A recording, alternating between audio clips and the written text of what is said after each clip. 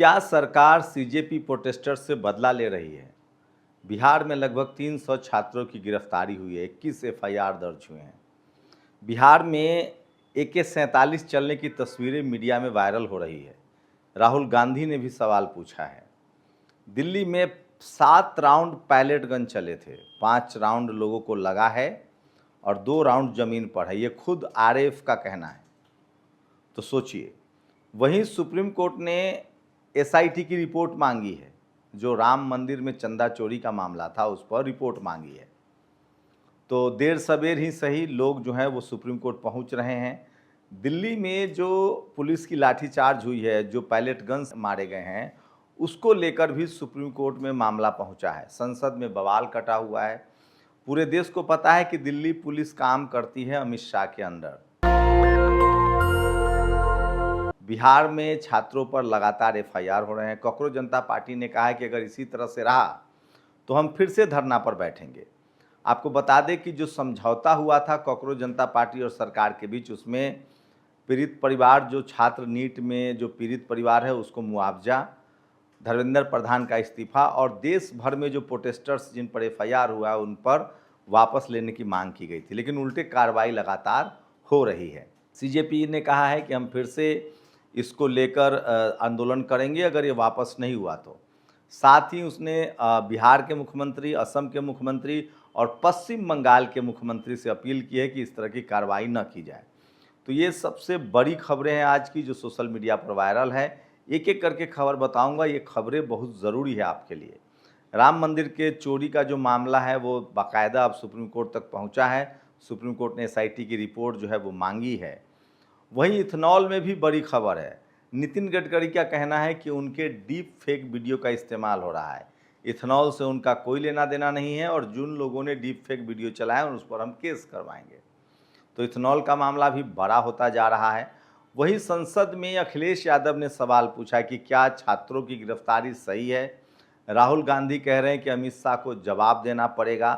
तो ये बड़ी खबरें हैं और धीरे धीरे ही सही देश भर में जो जेनजी हैं उसने जिस तरह से रिस्पॉन्ड किया।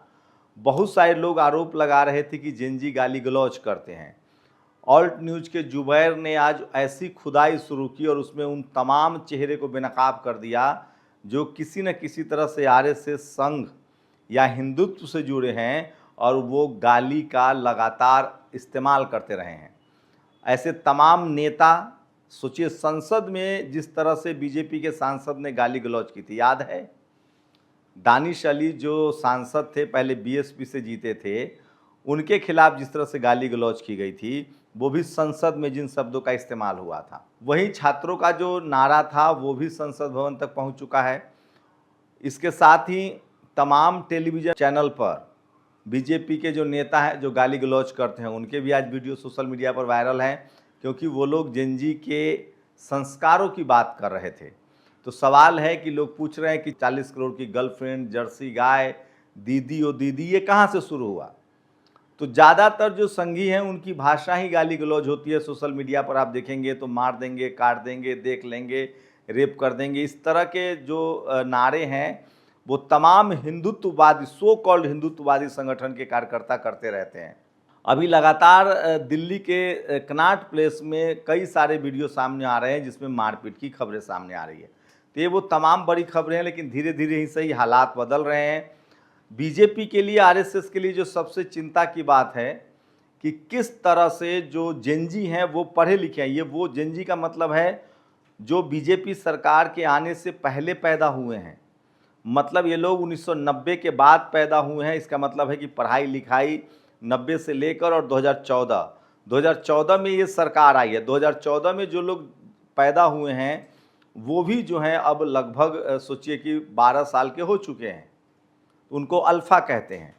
तो अब किसी को आप पढ़ाई लिखाई से नहीं रोक सकते हैं। लगातार सीजेपी सवाल पूछ रहा है कि एवरेज रोज़ 20 स्कूल बंद हो रहे हैं, 1 लाख स्कूल बंद हुए हैं। तो ये बड़ा सवाल है। और जेनजी ने जिस तरह से हिंदू मुस्लिम के मुद्दे को काउंटर किया है कि हमें उससे कोई लेना देना नहीं है, जिसके दम पर राजनीति करती है। योगी आदित्यनाथ अभी भी लगातार यूपी में तमाम रैलियों में अखिलेश यादव पर इसी तरह के आरोप लगा रहे हैं, कब्रिस्तान, शमशान, और वो कह रहे हैं कि ये अखिलेश की सरकार में आप कांवड़ यात्रा नहीं कर सकते थे, जबकि सबको पता है कि वो सरकार भी वैसे ही चल रही थी, उन्होंने भी कुंभ कराया था। योगी आदित्यनाथ के ये वीडियो भी समाजवादी सूर्या ने शेयर किया है। सोचिए कितने कम लोग हैं, पूरी की पूरी खाली हैं कुर्सियां, तो नाराजगी बहुत ज़्यादा लोगों में बढ़ती जा रही है। वहीं गाली गलौज वाला मामला भी तूल पकड़ता जा रहा है। तो जेनजी जो हैं, एक आरएसएस से जुड़े शख्स ने जो बयान दिया है, वो जब आप सुनेंगे तो आपका दिमाग सुन्न हो जाएगा। आपको मैं बताता हूँ पढ़ के कि उस शख्स ने जंतर मंतर पर जो प्रोटेस्टर्स हैं उनके बारे में क्या राय रखा है, वो बहुत ही खतरनाक है और आज सोशल मीडिया पर सबसे ज़्यादा वायरल है। जंतर मंतर पर प्रदर्शन में शामिल महिलाओं को बलात्कार पसंद है और अगर ऐसा होता तो वो शिकायत भी नहीं करती। ये बात आरएसएस नेता और बीजेपी के बौद्धिक प्रकोष्ठ के पूर्व प्रमुख टीजी मोहनदास ने कही है। मोहनदास ने ये भी बताया कि अगर उनके पास कंट्रोल होता तो वो प्रदर्शन को कैसे संभालते। मोहनदास ने कहा, मैं उस इलाके में कर्फ्यू लगा दूंगा, मैं भीड़ को 3 बार तितर बितर होने का आदेश देता, फिर मैं गोली चलवाता, लोग इधर उधर भागने लगते, कुछ लोगों की मौत हो सकती है, कुछ घायल हो सकते हैं, 4 घंटे के भीतर स्थिति कंट्रोल में हो जाती। सोचिए, तो आरएसएस से जुड़े लोगों का इस तरह का सवाल है। ये आप सब जानते हैं, ये सनातन रिद्धि ऐसे कुछ इनका नाम है, रिद्धिमा शर्मा। तो तमाम जो जनरल कैटेगरी के जो आरएसएस से जुड़े लोग हैं वो आरक्षण बचाओ का अभियान चला रहे हैं। सोचिए, कल तक ये लोग मुसलमानों को गाली देते थे, हिंदू एकजुटता की बात करते थे, अब SC ST OBC रिजर्वेशन को ख़त्म करने की बात कर रहे हैं। तो ये सबसे बड़ी खतरनाक खबर है और धीरे धीरे मैं वो तमाम खबरें आपको बता रहा हूँ। भरोसे का उल्लंघन युवाओं को बिल्कुल भी मंजूर नहीं होगा। प्रदर्शनकारियों पर FIR को लेकर CJP प्रवक्ता सौरभ दास ने पोस्ट जारी किया। अखिलेश यादव ने कहा है कि आखिर आप छात्रों को जेल क्यों भेज रहे हैं, क्यों मार रहे हैं। सोचिए, बिहार में 47 चलाते हुए तस्वीरें वायरल हुई है, उस पुलिसकर्मी को सस्पेंड कर दिया गया है। ये सबसे खतरनाक खबर है और बड़ी खबर है। राम मंदिर चढ़ावा चोरी, सुप्रीम कोर्ट के निर्देश पर नई SIT गठित की भी बात कही गई है कि नई SIT गठित हो। और बीजेपी नेता के तमाम वीडियो जो हैं वो वायरल हो रहे हैं कि किस तरह से वो लोग भी गाली गलौज करते रहे हैं। तो ये तमाम बड़ी खबरें हैं। और CJP के संसद मार्च के दौरान RAF के एक जवान ने पैलेट गन से 7 गोलियां चलाई, इनमें से 5 गोलियां प्रदर्शनकारियों को लगी। इंडियन एक्सप्रेस की रिपोर्ट से खुलासा हुआ है। तो सोचिए, वो तमाम नेता हैं जिनकी बातें मैं बता रहा हूं। और एक और बड़ी खबर है जो आज सोशल मीडिया पर वायरल। सोचिए, नितिन गडकरी ने कहा था कि मेरे पास 15 लाख करोड़ है। अभी 14 दिन पहले 4000 करोड़ से हाईटेक एक्सप्रेसवे का उद्घाटन हुआ था। सोचिए, उसको वो पूरी तरह से खराब हो गया है। NHAI ने पहली बारिश नहीं झेल पाया एक्सप्रेसवे। तो ये सबसे बड़ी खबर है जो सोशल मीडिया पर वायरल है। ये तस्वीरें जो हैं, ये last patch the Lucknow Kanpur expressway, किस तरह से 4000 करोड़ रुपए की सड़क जो है वो पहली ही बारिश में ख़राब हो जाती है। तो ये तमाम खबरें हैं और एक एक तस्वीर देखिए। ये जो तस्वीर है ये भी गाली गलौज करने के लिए इनकी तस्वीरें वायरल हैं। ये नरसिंहानंद है, ये भी लगातार गाली गलौज की तस्वीरें हैं। ये बीजेपी के पूर्व सांसद हैं, इन्होंने संसद में भी अपशब्द का इस्तेमाल किया था जो हम आपको सुना नहीं सकते हैं। तो जो लोग कल तक कह रहे थे कि हमें संस्कार बच्चों को कह रहे थे, वो तस्वीरें सामने आ रही है। योगी आदित्यनाथ का ये वीडियो देखिए। CM आदित्यनाथ इटावा में खचाखच खाली पड़ी कुर्सियों को भाषण दे रहे हैं, मुश्किल से 100 लोग भी नहीं हैं। तो योगी आदित्यनाथ की रैलियों में भीड़ नहीं जुट रही है। बिहार से लगातार छात्रों को डिटेन किया गया और सोचिए, AK-47 से गोली चली बिहार में, 2 पैलेट गन्स का इस्तेमाल हुआ है, 3 tear gas, 4 lathicharge, 47 pellet guns. सोचिए, ये खतरनाक है, अपने ही देश के छात्रों के खिलाफ इस्तेमाल हुआ है। और जंतर मंतर पर प्रदर्शनकारियों को खाना खिलाने वाले के घर पहुंच रही है पुलिस। जुनैद जो है उनको जिस तरह से लगातार परेशान किया जा रहा है, ये सबसे चिंता का विषय है। और वहीं जौहर यूनिवर्सिटी को लेकर लगातार प्रदर्शन हो रहे हैं। बीजेपी के एक और मंत्री ये दयाशंकर सिंह हैं, इनकी महिलाओं ने हुटिंग की है। और तेजस्वी यादव ने बड़ा ऐलान किया है कि वो अगर उसी तरह से छात्रों को आज रात तक रिलीज नहीं किया गया 1-2 दिन में, तो हम बड़ा आंदोलन करेंगे बिहार में। ये तेजस्वी यादव ने कहा। ये एक राजा हैं, पहले बीजेपी के नेता भी रहे हैं। ये सोचिए किस तरह से ये लगातार गाली देते रहे हैं। और बिहार में बंद के दौरान लगभग 300 से ज़्यादा लोगों को जेल भेजा गया है। पटना में 139 की गिरफ्तारी हुई है। तो ये इस समय की सबसे बड़ी खबर बता रहा हूँ कि जो सीएजी के प्रोटेस्टर्स हैं देश भर में, जिन्होंने प्रोटेस्ट किया था, उसमें खासकर बंगाल, असम और बिहार में उन पर बड़ी कार्रवाई हो रही है। बहुत सारे लोगों के खिलाफ एफआईआर हुआ है, गिरफ्तारियां हुई है। बिहार उसमें टॉप जा रहा है, 300 लोगों की लगभग गिरफ्तारी हुई है।